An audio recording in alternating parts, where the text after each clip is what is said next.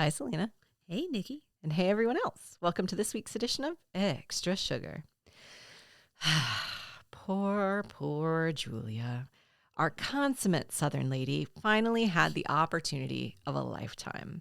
A fine dining opportunity with the Carters, who are basically Southern royalty, right? That's true. But instead, she finds herself sitting in a dingy conference room watching a bunch of losers eating baskets of fried cheese before they all retire to the Fair Price Motel, which was not the nicest place she'd ever been. I'm that loser eating the fried cheese. It was all in an effort to try to give an Atlanta citizen the right to a fair trial. It was all so deeply unfair to Julia. Ironic, no? Poor Julia. Poor Julia. But you know what is fair, Selena? This episode gave me an opportunity to flex my true crime loving muscles. I'm very excited about that. I love some crime. I do. Yeah. That's when I listen to podcasts, that's almost entirely all I listen to is true crime. Yeah. It's a dark place. Don't get me wrong. I don't romanticize crime or glamorize it in any way, but I am slightly obsessed with the idea of the justice system. I'm fascinated by how it does or does not play out in the way it's intended. So I think that's actually what draws me into true crime. I love to listen to the way something played out in the courtroom or how the jury decided something, things like that. Mm-hmm. I really appreciate that. Sure. So because this episode of Designing Women was specific to a jury trial, I thought maybe we could look into some Southern fried true crime. Mm-hmm. We'll look at the good, the bad, and maybe the silly. Mm-hmm. We'll get into it. I think that's the name of a podcast. The good, the bad, and the silly? Southern fried true crime. That's the one. Oh, okay. Yeah. Huh. They can tell me where I get things wrong. Or right. Right, that's or true. Or we never thought of it that way. Oh my gosh, Nikki Mays is a genius. She's a justice genius. I don't think I am. But there are actually, to that point, full-on true crime podcasts where journalists and citizen journalists do more than sufficient research to cover crime and then the criminal justice proceedings that follow. So I wanted to focus instead on what I think are some lesser-known Southern court cases. So I'm not going to talk here about the Murdaugh murders, for instance, or the Tara Grinstead case, which both have been covered explicitly. Mm-hmm. There's a lot more recent coverage on those, and they probably do a whole lot more justice than I'm ever going to do in a 10 to 20-minute segment. Yeah, that's fair. I'm glad you mentioned them, though. Yeah. Because particularly the Murdaugh one is top of mind right now because they just released a season 2 on Netflix. Oh, yeah. Much to your point, though, of things that are like covered mm-hmm. some more. I think one of the cases I'm going to talk about, I do think there have been podcasts about, but they're a little bit older than like Murdaugh and even Tara Grinstead. So I feel okay touching on that one, but definitely look to other people if you want super in-depth coverage. The two crimes that I want to talk about are the Memphis 3 mm-hmm. and the Leo Frank trial. And then I'm going to end on a quirky note because I feel like those get really, really heavy, especially the Memphis 3. And I've even tried to strip out some of the really gory details. I want to talk about some unusual crimes. Okay. They are a little scattered, smothered, and covered, if you will. Sounds delicious. I'm probably going to regret saying that, but I'm going to go with it anyway. Okay. So first up, let's talk about the Memphis 3. Do you know about this one? I know about both of these, I think. Oh, really? Well, then. Yeah. Well. Perfect. Yes, but I find them both really interesting. So the Memphis 3 actually happened right in the backyard of Designing Women creator LBT. So in 1994, the Memphis 3 were convicted as teenagers in the 1993 murders of 3 boys in West Memphis, Arkansas. The 3 teenagers were accused of committing the 3 murders as part of a satanic ritual. One teen was sentenced to death while the other 2 got life sentences plus a little bit longer for one of them. Would it help if I told you I think I'm just familiar with the name of that one and not the details of the case? Oh, perfect. The other one I'm a little bit more familiar with the details of the case, which I'll tell you why when we get there. Okay. So ultimately, after 18 years in prison, the West Memphis 3 agreed to Alford pleas within the state of Arkansas, which allowed them to assert their innocence, even though they acknowledged prosecutors may have enough evidence to get them convicted in court. So they were released. Here's how it all went down, though. So on the evening of May 5th, 1993, 3 8-year-old boys were reported missing in West Memphis, Arkansas. Searches began the next morning. Again, I'm going to skip over the gruesome parts, but I will say by mid-afternoon, the boys' bodies were found. In this case, there were 3 major buckets of suspects. So there were what became known as the West Memphis Three. So that's Damian Eccles, Jesse Miskelly, and Jason Baldwin. Number 2 was Chris Morgan and Brian Holland. And then number 3 was a man simply called Mr. Bojangles. He was a disoriented man that had been seen at a Bojangles restaurant just 1 mile from the crime scene the night the boys disappeared. It sounds like the police pretty quickly zeroed in on the 3 who would later become the West Memphis Three. That was in part because a juvenile officer was the first to discover the bodies of the 3 8-year-olds. He immediately thought of a local juvenile offender he had come in contact with over the years named Damian Eccles. It sounds like Damian was just sort of quote unquote different. Different. He wore a lot of black. He got in trouble some. So he was a pretty easy target. This officer came to the crime scene, saw the bodies, and thought, oh, I know that one bad seed, Damian. This had to have been Damian. So they interviewed Damian at least 3 times over the next several days, but every time he denied involvement. So if it hadn't been for this next little bit, Damian's story might have ended there, possibly. So a local waitress came to talk to police. She was there for totally unrelated reasons, but her 8-year-old son struck up a conversation with the cops and shared that he knew the 3 boys who were missing. In the context of that conversation, the little boy shared that he had witnessed the murders. Apparently, in retelling the story over time, there were a number of contradictions, but the police did not worry about that. They were like, this boy saw the murders. They continued to talk with the boy and his mother, who was a waitress, over the course of a week or so. So much that they got to a point where the woman offered to, quote, play detective to see if she could learn more about that boy that the cops were focused on, Damian. So she's at the police station for completely unrelated reasons. Her son, out of nowhere, tells police he saw the murders, and this woman gets herself inserted into the case. She's just a citizen journalist. Just a citizen journalist. There's a rumor that she agreed to help with the case because she was trying to secure an award, like a reward. She denies this, but the officer, who I think would know whether that's true or not, suffered a stroke after the trials and was never able to confirm or deny that. So it remains a rumor that possibly she inserted herself to get a reward. Anyway, the waitress found out that a neighbor, Jesse Miskelly, who, as I mentioned before, is one of the West Memphis Three, knew Damian. So she finds out that this guy the police are interested in, she sort of has a tie to. So she asked for an introduction, which she recorded. The police suggested she start with light conversation about witchcraft, which she did. And when she did that, Damian laughed at her. So she pressed harder, saying she'd heard things like he likes to suck people's blood. He told her, sure, I tell people that stuff, but it's a way to keep them out of my personal life. Once I tell them something really creepy, they just leave me alone. He said absolutely nothing incriminating on the tapes that she recorded him on. That's what she says. She says he never said anything bad. She said the tapes were of excellent quality. The police, though, lost the tapes and then said they were of such poor quality you couldn't hear anything. So, Once they had to ditch the taped confession angle, they turned to the statements of this waitress, statements which she later said police fed to her under the threat of losing her son and being implicated in the murders herself. So she just repeated what they told her to. After she gave all these statements, the officers felt like they had enough to bring in Jesse for questioning. I mean, are there any credible narrators at all? Everyone in this story. In this story. It gets worse. Yeah. So remember, the waitress knew Jesse, so they bring in Jesse for questioning. She shares some incriminating information about Jesse. They bring him in. I think it's a really important part of the story here that Jesse reportedly had an IQ of 72, which is considered below average intellectual functioning. I think it's just barely above intellectual functioning. So it's a very low IQ. And I only harp on that point for this next reason. So they say he was questioned for 12 hours.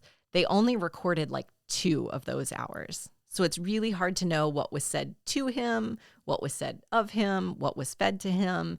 At some point, though, in all of this, he fully confessed and implicated his friends Damian Eccles and someone we haven't even talked about yet, James Baldwin. By June 3rd, this is about a month after the murders, all 3 were arrested. Jesse was ultimately decided to be tried separately from Damien and James. Throughout Jesse's trial, there was very little physical evidence presented. Best I can tell, there were literally just a few fibers and a couple of books.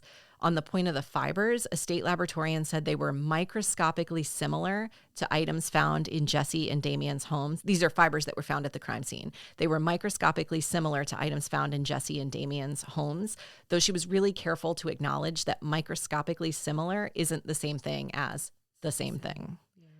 There was also a book about witchcraft that they presented as evidence from Damien's home. Solid. Right. The rest of the evidence was super circumstantial. Damien and James' trials were fairly similar, mostly circumstantial, based on a few explosive testimonies and some not so explosive.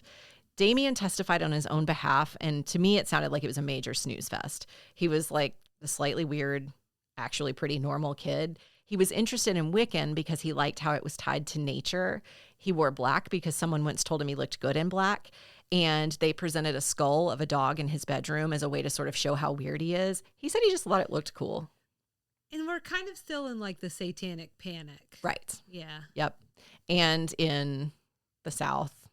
We're more panicky. So it's worth noting that there was so little to present on James that it's alleged he was approached with a much shorter potential sentence if he just testified against Damien.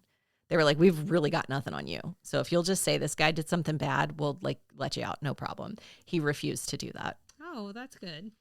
At the end of it all, I said earlier, there was one sentencing to death and 2 life imprisonments. So their lawyers all filed appeals pretty immediately, but the convictions were all upheld in 1996. In the years that followed, there were 2 HBO documentaries, one which resulted in Damien getting married. There was a landscape architect who saw the film and started communicating with him, so they got married in a Buddhist wedding ceremony at the prison. The second documentary actually accused one of the murdered boys' stepfathers of the crime. So one of the boys who was murdered, they said his stepdad did it. Oh. And then in the early 2000s, the waitress recanted her statements. She said none of them were true. They were all fed to her by police. She felt really guilty about the whole thing. So in 2007, new DNA evidence rocked the entire thing. DNA was found at the crime scene, and it was tested and found to be inconsistent with any of the West Memphis 3. But one was found to be not inconsistent with yet another stepfather of one of the murdered boys. The judge on the case refused to allow new trials in light of the new evidence. So the West Memphis 3 lawyers appealed to the Arkansas Supreme Court. And the Supreme Court gave some good news. They ordered the trial court to examine whether newly discovered DNA evidence or apparently some new evidence of juror misconduct in the original trial. So in all of this, it came out that the judge in the original trial had an inappropriate conversation with the jury foreperson during the trial. So the Supreme Court wanted to know whether either one of those facts warranted a new trial or just exoneration of the West Memphis 3. Ultimately, they came to the West Memphis 3 with that plea that I mentioned at the beginning. So they were like, all right, fine, we'll offer you a plea. Basically, you can say that you are still innocent, but you have to plead guilty and we'll let you go. So it's kind of complicated, but it was basically, we have enough evidence that if we wanted to try you again, we probably would have the same outcome. But also, we don't have a strong enough case that we feel like it would be a slam dunk. So you could take this plea and go, and we'll just leave it. So today, all 3 of the West Memphis 3 lead very different lives. One lives in Massachusetts, really far from Arkansas. One lives in Washington, really far from Arkansas. Only one stayed close to home. It was Jesse. He enrolled in a community college, and he is engaged now, I think I read.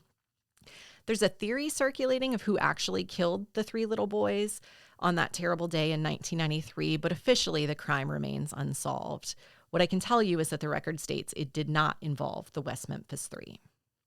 Wow. So that's case number 1. Yeah. I don't know what you mean about this being sad. It's really sad. There's also a weird intersection with Peter Jackson, the director. Okay. So he did one of the HBO documentaries, if not both of them. Okay. He's become really good friends with at least one of the West Memphis 3. And they actually go on trips together, and they're friendly. Johnny Depp is also involved in this case in one way or another. Maybe this is how I've heard this name before, between the docs and stuff. Okay. Probably. There are a lot of threads there. Anyway, I guess the bottom line is, unfortunately, 3 young boys were murdered. No one knows how, but at least 3 boys were let free from prison, even if it was I think it was 18 years after they'd been imprisoned. So now they're out leading lives. Okay. And The Devil's Knot. Is that a book about them, I wonder? Oh, I don't know. Okay. That doesn't ring a bell for me. Because I think it looks like it is, and they made that into a movie as well. Mm, I think it came out during the pandemic. Yeah. Has Spider-Man in it. Sad. Pretty sure. Oh, okay. Which Spider-Man? The baby. The newest Tom? one. Yep, Holland. Oh, I love him. Yeah. He's really good. Okay. Wow. That's, yeah. A lot to process. Yeah, I'll be and now I want to go watch these docs. So I don't, actually. It sounds really sad to me. I think that the documentaries, they predate them being released. So I don't think you have that hope to look forward to. They sort of end with and this sucks. a lot of questions. Yeah. Like a lot of times, a lot of those documentaries Yes. do. And you're like, oh, life is terrible. Okay, Yeah. I'll go watch a Disney movie now.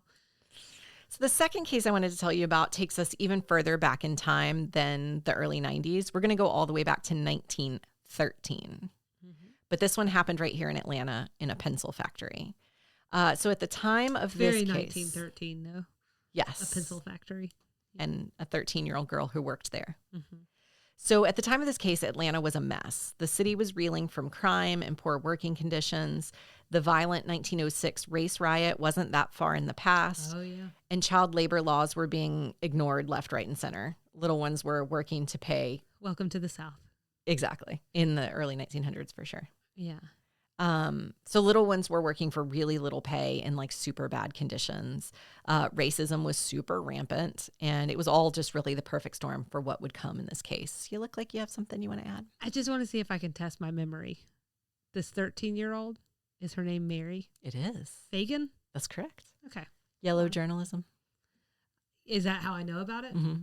No, actually, it's a movie they did years and years ago, and they did it about this case, and it used to be on Lifetime, and I was fascinated by it. So every time it would come on, I would watch it just because, I don't know, it's just so sad and unbelievable, and where you veer away from it, I really just go into it. Straight in. Yes. So like Selena said, Mary Fagan is the 13-year-old girl we're going to talk about here. In April 1913, her body was found in the basement of the National Pencil Company.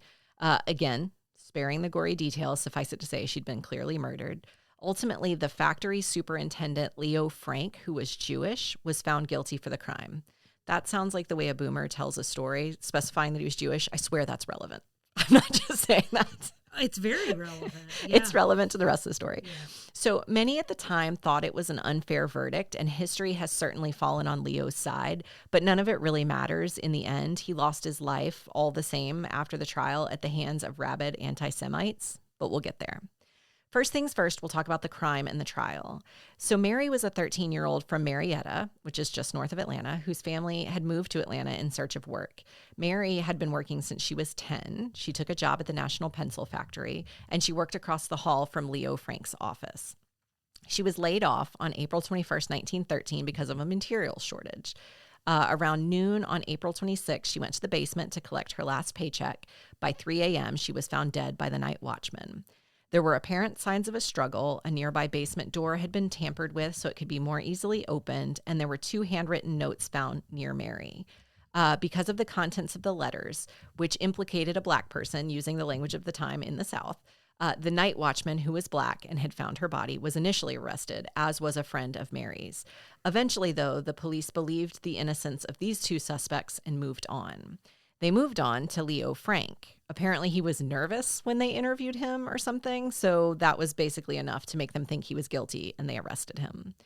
A lot of the case against Frank was based on statements and testimony from Jim Conley, who was the factory's janitor. In several statements over the course of a few weeks, he claimed that Frank confessed the crime to him and that Frank paid him $200 to write the letters that were found by Mary's body. Eventually, the case took hold in the city newspapers, exploded with a fury of yellow journalism. So for anyone who doesn't know, that's sensationalistic, not always true media coverage that was super rampant in the early parts of the 1900s. At any rate, by July, Leo Frank was on trial in an Atlanta courtroom. To this point, I haven't mentioned any physical evidence, but the prosecutors had found bloodstains and strands of hair on a piece of machinery that was on the second floor of the factory near Leo's office. That was a really big focus of the trial, as were the continued statements of Jim Conley accusing Leo of the crime.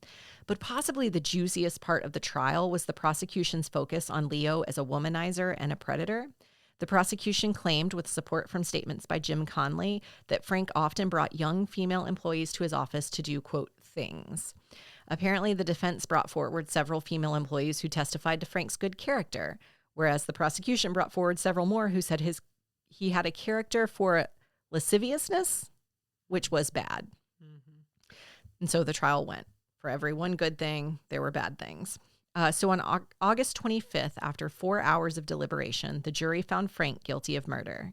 The judge set a hanging date of October 10th. His team immediately appealed, as they believe public opinion swayed the jury. That's where the yellow journalism piece comes into play. They appealed that he did not get a fair trial because everybody had read so much damning media coverage that there's no way the jury didn't know that.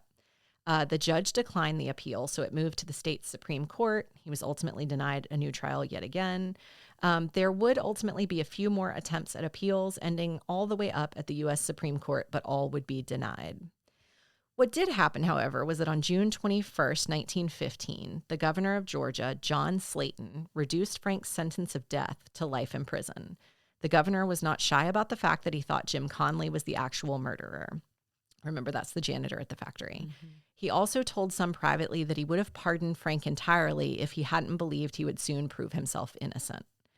After Governor Slayton's pronouncement, there was public outrage. The National Guard had to be called in to protect the governor and his wife, and Leo himself had to be moved to the Milledgeville State Penitentiary in the middle of the night before the sentence shortening was announced. There, Frank was attacked by his own cellmate, an attack which he survived. He wouldn't survive the next. So a mob of 28 men immediately began to openly plot an abduction of Leo.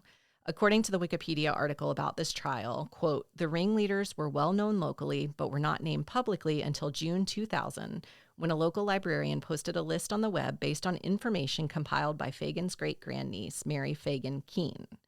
That list included a former governor of Georgia, someone who would later become the president of the Georgia Senate, and the mayor of Marietta. So on August 16th, 8 cars containing the lynch mob left Marietta, headed toward Milledgeville to abduct Frank and bring him back to Marietta to be lynched. They arrived at the prison in the middle of the night, cut the electricity, drained the gas from the prison cars, handcuffed the warden, and took off with Leo Frank. They drove for about 7 hours back to a spot 2 miles east of Marietta, where they had a lynching location set up. Frank was hanged at 7 a.m., facing the direction of the house where Mary had lived in Marietta. This next part is rough. So photographs from the lynching were sold as postcards. Pieces of the rope, branches from the tree, and clippings from Leo's shirt were all sold as souvenirs. It's worth noting that the revival of the Ku Klux Klan, a white supremacist hate group that had been largely quiet since the turn of the century, kicked off at Stone Mountain right here in Georgia shortly after the lynching of Leo Frank. So the allegation is that this was the start of the Ku Klux Klan. What's the year again? At the time of this? 1915. Okay. It's also happening, right? It's so weird how all of this kind of like is coming to a head, because you also have Birth of a Nation that's coming out around the same 1915. Mm-hmm. I mean, it's just all happening. It's like a perfect storm of crappiness. But also, Leo Frank's case was the start of the Anti-Defamation League, which remains a really influential civic organization specializing in criminal law and fighting against anti-Semitism. ADL was founded in 1913 in the wake of the guilty verdict against Leo. Overwhelmingly, history has come down on Leo Frank's side, assuming his innocence of the crime. He was simply a victim of racism by anti-Semitic factions of Atlantans, a rabid lynch mob who took the decision of his guilt or innocence into their own hands. There were 2 attempts to secure a posthumous pardon for Leo Frank. The second, which was just a request for the state to recognize its responsibility in his death, was granted in 1986. The pardon said, Without attempting to address the question of guilt or innocence, and in recognition of the state's failure to protect the person of Leo M. Frank and thereby preserve his opportunity for continued legal appeal of his conviction, and in recognition of the state's failure to bring his killers to justice, and as an effort to heal old wounds, the State Board of Pardons and Paroles, in compliance with its constitutional and statutory authority, hereby grants to Leo M. Frank a pardon. In response to the pardon, an editorial by Fred Grimm in the Miami Herald said, "A salve for one of the South's most hateful, festering memories was finally applied." In the 2000s, various historical markers and anti-lynching memorials were erected, all testaments to a dark chapter in Southern and indeed Atlantan history. So I did want to end us on a slightly lighter note. Can I say one more thing? Yes. I'm sorry. It was not a movie. It was a mini series, and I had to look it up because I thought there were some pretty famous people in it. It was in the late 80s. So Jack Lemmon plays the governor, and then Peter Gallagher. You know who that is? Yes. Okay. While You Were Sleeping, big eyebrows. Yes. Pretty beautiful man. Dad on the OC. Dad on the OC. Thank you. Okay. That's where I would have gotten to. Yeah. I needed to give you a nice Dad on the OC. elder millennial reference there. And Charles S. Dutton also plays Jim Conley, the janitor.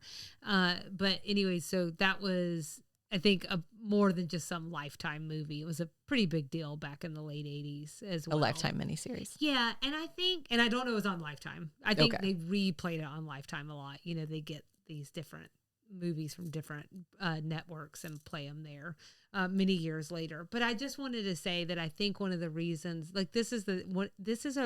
actually one of the things that has made me interested in Atlanta history and Georgia history and these, you're doing something that's on justice, but this is obviously a lack of justice and all of these things that circle underneath,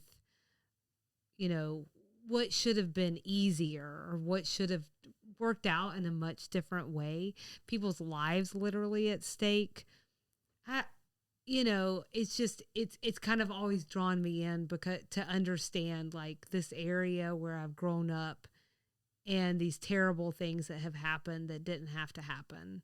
And I just think it's really important to reflect back because it can, hopefully set us on a better path, in the future. And I just think the story is really meaningful. And I think the other one that you shared is really meaningful as well. And I think that's part of why jury trials are so fascinating to me because they're humans. They're being decided by humans. Yeah. And I got to see all sides of it when I was on a jury. And in the deliberation room, everybody's got skin in the game. And everybody has their objective. And your job, it's a really important one. Your job is to decide whether you think, based on the evidence provided, that they've proven beyond the shadow of a reasonable doubt that this person is guilty. That's not the same thing as saying they're guilty. It's saying that they proved it. So the thing I didn't know about this particular case was that those names had been released of that lynch mob. Mm. And I think that's on the other side of what you're saying. Instead, we had a group of Georgia leaders in the daytime who decided to take it upon themselves to make that decision anyway and become vigilantes and take justice into their own hands. And they wound up killing an innocent man. So good job. Yeah. Angels. Yeah, I think if you look closely enough, it probably happens in a lot of places, in a lot of circumstances, which is why power is so important. Mm-hmm. So, a lighter note? Something about Waffle House, I think. So I found an article about 15 strange crimes that took place at a Waffle House. Oh, for real. I just knew I had to work it in this segment. It's not about jury trials, and it's just crime. It's just about us not going out of this crying, right? That's correct. Okay. So I'm going to link to the whole list from the show notes, but I pulled out a couple of high points. Hash browns. As I'm looking at this first one, I'm not sure it's that much later. Anyway, first up, there was a band of senior citizens plotting a terrorist attack at a Waffle House. Oh. So in 2010 in Toccoa, Georgia, 4 senior citizens met up at their local Wahoo to plan a terrorist plot against federal officials.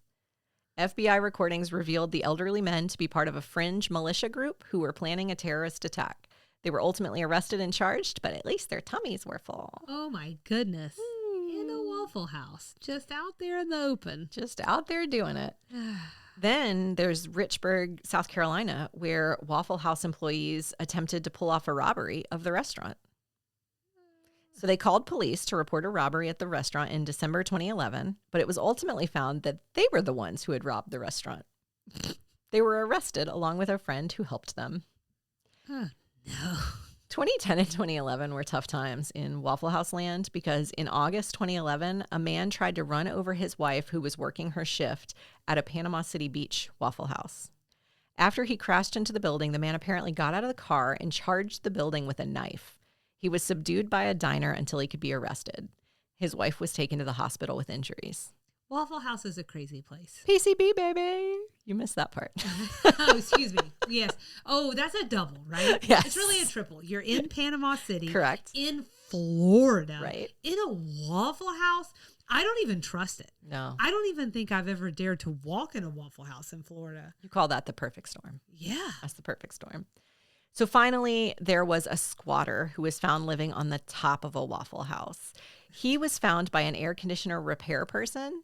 They found him dehydrated on the roof of an Augusta, Georgia Waffle House, and he was hospitalized.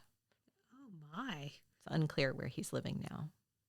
So I'd like to borrow a line from Bill and Ted and slightly adapt it here. Okay. Strange things are definitely afoot at the Waffle House. With that, we'll adjourn. You know what comes next? Our plea for you to give us a 5-star rating or review wherever you listen to podcasts. You can also share us with your family or friends, anyone you know who might like to listen to us jib-jab for an hour or two every week. Pass us around. Pass us around. You can follow along with us and engage on social media. You can email us. You can visit our website. You know all the things. And you can support the show from our website if you click the Support Us page. So that's it, Selena. Just need a gavel. She's tapping a gavel. I am. So that's it this week. Thank you for tuning in to this week's Extra Sugar.